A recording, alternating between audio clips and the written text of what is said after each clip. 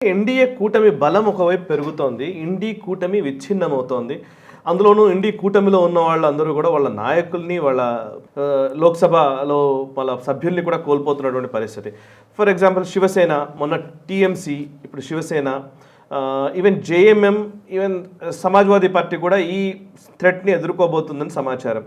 So Om Prakash Rajbhar ఎవరైతే UP minister ఉన్నాడో ఆయన అయితే ఒక స్టేట్మెంట్ ఇచ్చాడు, సమాజ్వాదీ పార్టీ ఎంపీలందరూ కూడా బీజేపీలో చేరడానికి సిద్ధంగా ఉన్నారని. So Samajwadi party and JMM వీళ్ళందరూ, ఈ పార్టీలు కూడా చీలిపోయే అవకాశాలు కనబడుతున్నాయా? అసలు శివసేన విషయంలో ఏం జరుగుతుందో సార్ చెప్తారా? ఎందుకంత హడావిడి? నాకు ఈ ప్రశ్న కూడా చాలా ఎక్కువగా ఉంది. ఎన్డీఏ లేదా బీజేపీ నాయకులు కొంత హడావిడిగా ఎందుకు ఈ ప్రాసెస్ చేస్తున్నారు? అందరినీ చేర్చుకోవడం ఎందుకు? కీలకమైన బిల్లులు ఏమైనా వర్షాకాల సమావేశాలు వస్తాయా? వర్షాకాలంలో వచ్చేదంటే మళ్ళీ ఎమ్మెల్యేలు ఎందుకు తీసుకుంటున్నారు? ఎమ్మెల్యేలు కూడా వస్తున్నారు, అవును కరెక్టే, అది కూడా కరెక్టే. ఓకే, ఎంపీలు అంటే అర్థం చేసుకోవచ్చు. బీజేపీకి 208 మంది ఎమ్మెల్యేలు ఉన్నారు వెస్ట్ బెంగాల్, వాళ్ళకి ఒక్కరు కూడా అక్కర్లేదు. ఎంట్రీ బోర్డు కూడా పెట్టేశారు వాళ్ళు. కానీ ఎంపీలు వస్తున్నారంటే దానికి ఒక రీజన్ ఉండొచ్చు. హిందీలో ఒక సేమ్ ఉంది, భగవాన్ జబ్ దేతా పూరా చాపడ్ ఫాడకే దేతా అని. ఇస్తున్నప్పుడు మొత్తం ఇచ్చేస్తాడు దేవుడు మీకు, ఇవ్వకపోతే ఏమి ఇవ్వడు. ఇది అదే సంగతి బీజేపీది. సడన్గా వెస్ట్ బెంగాల్ కాగానే అందరికి ఒక డౌట్ వచ్చింది, వచ్చే ఎలక్షన్లో మేము ఉంటామా లేవా, లేకుంటే మమ్మల్ని తీసుకెళ్ళి సిపిఐ లాగా మ్యూజియంలో పెడతారా మీరు? ఇది ఒక డౌట్ వచ్చింది. Honestly this is what it is. ఎందుకంటే నెక్స్ట్ వచ్చే ఎలక్షన్ యూపీ పక్కన పెడితే నెక్స్ట్ ఇస్ 2029, అక్కడే రాసబోతుంది, చాలా క్రూషియల్ ఎలక్షన్ ఇది. దానికి ఒక రన్అప్ సాయి గారు. మీరు అనుకుంటారు, ఇప్పుడు చాలామంది అడిగారు, మీరు కూడా అడిగారు నా ద్వారా, ఇది బిల్ మళ్ళీ తీసుకొస్తారా? Delimitation commission plus women reservation bill amendment act bill అయితే పాస్ అయింది. ఇప్పుడు నేను చెప్తున్నాను సాయి గారు, మొన్న షామికా రవి ఒక పేపర్ ప్రజెంట్ చేశారు, మన నేషనల్ నోటబుల్ మాట్లాడాను దాని గురించి. 119 కాన్స్టిట్యున్సీస్ స్ప్లిట్ చేసి you can take the same ratio, ఇప్పుడున్న రేషియో మెయింటైన్ చేసుకుంటా మనం పార్లమెంట్లో సీట్స్ ఇంక్రీజ్ చేసుకోవచ్చు అని. అదే టైంలో మహిళలకి 1/3 వీ కెన్ గివ్ రిజర్వేషన్ 33%. కానీ స్ట్రాటజీ అది కాదనుకుంటాను సాయి గారు. ఎందుకంటే నేను క్లియర్గా I don't think amendment act ఈ పార్లమెంట్ సెషన్లో వస్తుందని. దానికి కారణాలు ఉన్నాయి. బీజేపీకి 360 దాకా కావాలి, ఎన్డీఏకి ఇప్పుడు వాళ్ళ దగ్గర 335 వస్తుంది, వీళ్ళందరినీ కలుపుకుంటే కూడా. It is not a great number unless somebody really boycotts it. Okay, కాంగ్రెస్లోనే మేబీ ఆ ఛాన్స్ ఉంది కదా, సమాజ్వాదీ పార్టీ వాళ్ళు బాయ్కాట్ చేయొచ్చు, వాళ్ళు అబ్స్టైన్ చేయొచ్చు, ఇది కూడా జరగదు. డిఎంకే వాళ్ళు వెళ్ళిపోవచ్చు. కానీ బీజేపీకి ప్రయారిటీ కాదు సాయి గారు. నేను చెప్తాను చేయకూడదు వాళ్ళు, దానికి కారణం చెప్తాను నేను. ఇప్పుడు సెన్సస్ నడుస్తుంది, 2028లో సెన్సస్ అయిపోతుంది. ఇమ్మీడియట్గా గవర్నమెంట్ డీలిమిటేషన్ కమిషన్ నోటిఫై చేస్తారు. సుప్రీంకోర్టు రిటైర్డ్ జడ్జ్ ఎవరైనా ఉంటారు, మస్ట్ చీఫ్ జస్టిస్ కూడా ఉండొచ్చు, దాన్ని ఒక retired IAS officer, retired IPS officer, పెద్ద కమిటీని పెడతారు, 10-15 మంది ఉంటారు. ఆ కమిటీ కూర్చొని సెన్సస్ చూస్తారు. సెన్సస్ చూసి డీలిమిటేషన్ ఎట్లా చేయాలని ఆలోచిస్తారు. సాయి గారు, చట్ట ప్రకారం ఒకసారి వాళ్ళు ఆఫ్కోర్స్ వాళ్ళు అన్ని స్టేట్స్ తిరుగుతారు, అందరూ మాట్లాడతారు, 2 years పడుతుంది. సో 2029 ఎలక్షన్ దాకా కాదు అది.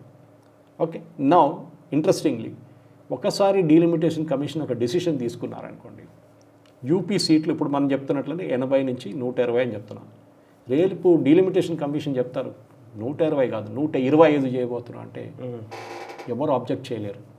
It cannot be challenged in court. ఒకసారి కాన్స్టిట్యూషనల్ అంతే, రైట్ అథారిటీ అంతే. ఇప్పుడు అప్పుడు అందరు అంటారు, అరే మోదీ గారు అప్పుడు ఇచ్చిన ఆఫర్ బాగుండే కదా, అది తీసుకుంటే అయిపోతుండే కదా.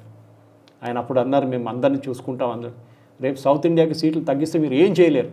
అవును, మీరు మళ్ళీ ఇప్పుడు ఆమోదంలో ఉన్నటువంటి మహిళా రిజర్వేషన్ బిల్ అయితే సెన్సస్ ప్రకారమే పోవాలి. రాజ్యాంగం చెప్తుంది కూడా సెన్సస్ ప్రకారమే. సవరణ జరగకపోతే నష్టపోయేది సౌత్ ఇండియా. నిన్న కూడా స్టాలిన్ దగ్గర చెప్పారంట, స్టాలిన్ వాళ్ళ పార్టీకి చెప్పారంట అమిత్ షా గారు, you seats will not go. మీకు వస్తున్న ఇప్పుడున్న సీట్లు మీకు యాజ్ వెల్. నాయుడు గారేమో నిన్నొక స్టేట్మెంట్ ఇష్యూ చేశారు, ఆయనకు చెప్పారంట 50% పెంచుతామని. ప్రతి స్టేట్లో 50% పెంచుతారంట.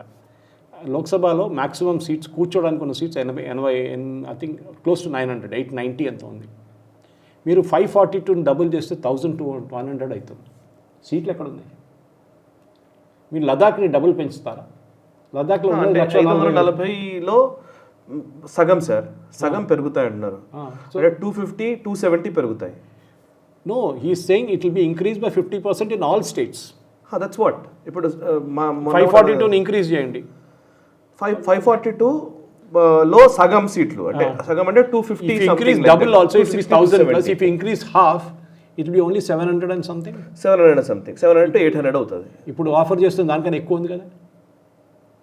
Present offer is around 842 or 852 ఉంది. నా దగ్గర somewhere I noted down the number. Actually ఒకటి ఆ రోజు పార్లమెంట్లో బిల్ వచ్చిన రోజు కూడా ఒకటి వచ్చింది, అన్ని స్టేట్స్లో ఎన్నెన్ని సీట్లు పెరుగుతాయి. ఫర్ ఎగ్జాంపుల్ తెలంగాణలో 17 సీట్లు ఉన్నాయి, 17లో 9 సీట్లు పెరుగుతాయి, అంటే హాఫ్ అంటే 9, అంటే ఇక్కడ 26 సీట్లు అవుతాయి అనేది నంబర్. అదే సాయి గారు నా చెప్తాను మీకు ఇప్పుడు. సీట్స్ మీరు చెప్పారు చూడండి, increase of seats. This is Shamika Ghosh committee ఇప్పుడు ప్రైమ్ మినిస్టర్కి రిపోర్ట్ ప్రెజెంట్ చేశారు. ఇండియన్ స్టాటిస్టికల్ ఇన్స్టిట్యూట్లో ముదిత్ కపూర్తో కలిసి ఇది చేసినప్పుడు దీంట్లో లాస్ట్ టైం కూడా మాట్లాడాను దీని గురించి. I maybe repeating my self, ప్రేక్షకులు కొంచెం ఐ అపాలజైజ్ టు దట్. కానీ సాయి గారు అడిగారని చెప్పి నేను ఈ మాట చెప్తున్నాను. 59 కాన్స్టిట్యున్సీలని 2గా కట్ చేయమంటున్నారు వాళ్ళు. 59 కాన్స్టిట్యున్సీస్ స్ప్లిట్ ఇంటూ 2, అంటే 59 into 2 is about 120, 118 అని తీసుకోవచ్చు. ఓకే, 111 కాన్స్టిట్యున్సీని 3గా చేయండి. ఓకే, అప్పుడు ఇట్ విల్ బికమ్ 333 + 120. ఓకే, 111 కాన్స్టిట్యున్సీస్ని 3 ముక్కలు చేయండి అండ్ 59 కాన్స్టిట్యున్సీని 2 ముక్కలు చేయండి. ఓకే, మల్కాజిగిరి ఫర్ ఎగ్జాంపుల్ 38 లక్షలు. You can split easily into 2 or even 3. But average ఏం చెప్తున్నారంటే average should be something around 18 lakhs. కానీ మీరు లదాఖ్ 18 lakhs తీసుకోలేరు కదా. లదాఖ్లో ఉన్న పాపులేషన్ 140,000. నార్త్ ఈస్ట్ కూడా అంతే. So there are split somewhere. సో మీరు అడిగిన మోడల్ ప్రకారం కేరళ అండ్ తమిళనాడు ఈ 59 స్ప్లిట్ చేస్తున్న సాయి గారు చూడండి, 59 సీట్స్ ఇంటూ 2, 118 చేసి కేరళ అండ్ తమిళనాడులో 22 సీట్లు ఉన్నాయి. It will get split. Okay, but lion share obviously UP 17 సీట్లు, దట్ ఈస్ 3-way స్ప్లిట్లో. 111 సీట్లలో Maharashtra 12, UP 17, Bihar 10, west Bengal 10. Total number of seats as a result of this will increase in Telangana from 17 to 26. ఇప్పుడు మీరు 17.5 తీసుకుంటే మీకు 8 అని చెప్పొచ్చు, కావాలంటే 9 కూడా చెప్పొచ్చు. You are correct. So add 17 + 8 is 25. In this case it's 26. ఆంధ్రప్రదేశ్లో 25 to 38, కర్ణాటకలో 28 to 42, తమిళనాడు 39 to 59. ఇప్పుడు మీరు అడగొచ్చు సీట్ల సైజ్ చూస్తే, స్టేట్ సైజ్ చూస్తే తెలంగాణకి తమిళనాడుకి డిఫరెన్స్ ఉందా సాయి గారు? పెద్ద సైజ్ డిఫరెన్స్ ఏం లేదు కదా. కానీ చూడండి, number of seats increasing 39 to 59, 20 seats straight away. Okay, technically ఇది ఇట్స్ నాట్ పాసిబుల్, బట్ అవుతుంది. ఎందుకంటే 39.5 చాలా కన్ఫ్యూజన్ కూడా ఉంటుంది సార్. 40.5 is 20. క్వశ్చన్స్ చాలా వస్తాయి. No, this is scientifically done. This is very scientific. దానికోసం సీట్స్ ఇంక్రీజ్ అవుతున్నాయి. సో ఏం కంప్లైంట్ ఉంది మీ దగ్గర? ఆఫ్ కోర్స్ ఈ కంప్లైంట్ ఎక్కడ వస్తుందంటే UP is increasing from 80 to 120. అవును, మధ్యప్రదేశ్ 29 to 44, 44 వస్తుంది. మహారాష్ట్ర 47 నుంచి 72. ఓకే, అండ్ రాజస్థాన్ 25 నుంచి 38, బీహార్ 40 నుంచి 60. ఇక్కడే వీళ్ళకి ప్రాబ్లం వస్తుంది Sai garu. This is where the issues coming. I mean మనం ఎందుకంటే we're coming from somewhere else అన్నమాట. కానీ నేను ఎందుకు తీసుకొచ్చాను, మీరు అడిగారు కదా ఇది. సో దాన్ని బట్టి ఇదేమవుతుంది, శివసేన ఎందుకు చేస్తున్నారు, జేఎంఎం స్ట్రిక్ట్గా పోతుంది. అండ్ నిన్న యూపీ గురించి మాట్లాడుతున్నారు, సమాజ్వాదీ పార్టీ స్ప్లిట్ అవుతుందా? This is the question. అవును, ఎందుకంటే మీరు నెక్స్ట్ ఎలక్షన్ చూస్తున్నారు సాయి గారు, with the increase number of seats. వీళ్ళందరికీ ఏంటంటే మా ఫ్యామిలీలో ఇంకొక సీట్ వస్తుందా, లేకుంటే మా పార్టీ వైపు నుంచి ఇప్పుడున్న 40 సీట్ మాకు ఉంటుందా, 80 సీట్ల నుంచి 120కి వెళ్తున్నప్పుడు నా సీట్ సంగతి ఏంటి? అవును, నా అకామిడేట్ చేయడం కూడా ఈజీ. నా కార్వాన్ ఉండే సాయి గారు, బద్దం బాలరెడ్డి గారు కలుస్తుండే అక్కడి నుంచి. ఎప్పుడు 2-3 సార్లు కలిశారు ఆయన అక్కడి నుంచి. ఆయన గడ్డు ఉండేది. ఇప్పుడు కార్వాన్ కాన్స్టిట్యున్సీ ఉందా? లేదు, మలక్పేట్కి కొంత, మిగతా మొత్తం మార్చేశారు. అది బేగం బజార్ ఉండే, బేగం బజార్ ఎక్కడ పోయింది సాయి గారు? సో డీలిమిటేషన్ రాజశేఖర్ రెడ్డి గారు ఆడిన గేమ్ అది. అవును, సో నాకు తెలిసి ఇప్పుడు మీరు అన్న కరెక్ట్ పాయింట్. యాక్చువల్లీ నాకు తెలిసి వీళ్ళందరికీ కూడా సీట్లు పెరుగుతాయా తగ్గుతాయా అనే గొడవ కంటే కూడా డీలిమిటేషన్ ప్రాసెస్ చేస్తే బీజేపీ ప్రభుత్వము బౌండరీస్ ఎలా డిక్టేట్ చేస్తుంది, అంటే ఓట్లని ఎలా స్ప్లిట్ చేస్తుంది, ఎవరి ఓట్లు ఎటువైపు పెడతాయి? ఇప్పుడు లైక్ మీరు చెప్పిన ఓల్డ్ సిటీ గేమ్ ఏదైతే ఉందో అది వాళ్ళు ఆల్రెడీ గేమ్ ఆడారు కాబట్టి, సో బీజేపీ అది చేస్తే కనుక మళ్ళీ నెక్స్ట్ ఎలక్షన్స్ కూడా గెలుస్తారు వీళ్ళు అనేది ఏమన్నా బీజేపీ చేయరు, delimitation commission. But question is not more than that. Sai గారు, మీరు ఒక పాయింట్ మిస్ చేశారు. ఎందుకు మహిళా రిజర్వేషన్ వ్యతిరేకిస్తున్నారు?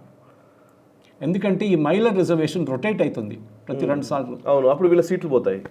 ఇప్పుడు నేను ఒక లోక్సభ కాన్స్టిట్యున్సీ గెలిచాను, సికింద్రాబాద్. కిషన్ రెడ్డి గారు ఆయన ఫుల్ టైం ఇన్వెస్ట్ చేస్తారు, అక్కడ ప్రాజెక్టులు పెడతారు, అన్నీ చేస్తారు. కానీ ఆయనకు తెలుసు 2 టర్మ్స్ తర్వాత ఇది సీట్ ఆయనది ఉండదు, మహిళల సీట్ అయిపోతాయి.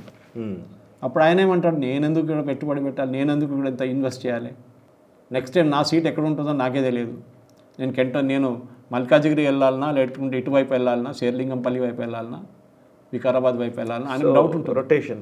So this is why they scared of వాళ్ళకి డీలిమిటేషన్ మీరు డైరెక్ట్ ఇంక్రీజ్ చేస్తే వాళ్ళకి అబ్జెక్షన్ లేదు. రాహుల్ గాంధీ అబ్జెక్ట్ చేస్తే మీరు అర్థం చేసుకోండి, మన ప్రేక్షకులు కూడా అర్థం చేసుకోలేదు. Why they defeated that bill was very very clear. They defeated it because of this reason. Okay, right sir. ఇక చాలా అంశాలు మనం మాట్లాడుతూ ఉన్నాం. అంటే ఓవరాల్గా అయితే స్ప్లిట్ అవ్వడం అయితే జరుగుతుంది కదా, డెఫినెట్ జరుగుతుంది సాయి గారు. Okay okay. ఈ వీడియో మీకు నచ్చినట్టయితే లైక్ చేయండి, 10 మందికి షేర్ చేయండి. అలాగే కామెంట్ల రూపంలో మీ అభిప్రాయాలను మాతో పంచుకోండి. Nationalist hub group of channels ను సబ్స్క్రైబ్ చేసుకుని తెలుగునాట జాతీయవాద జర్నలిజాన్ని ప్రోత్సహించండి. ఈ వీడియో కింద ఉన్న బెల్ ఐకాన్ పై క్లిక్ చేయడం మర్చిపోవద్దు.